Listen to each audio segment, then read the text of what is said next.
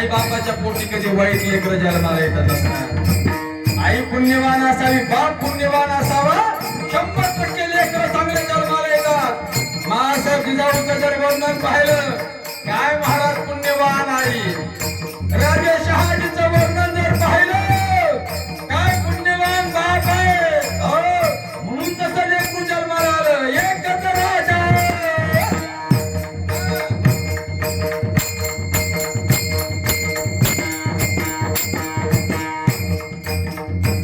रयते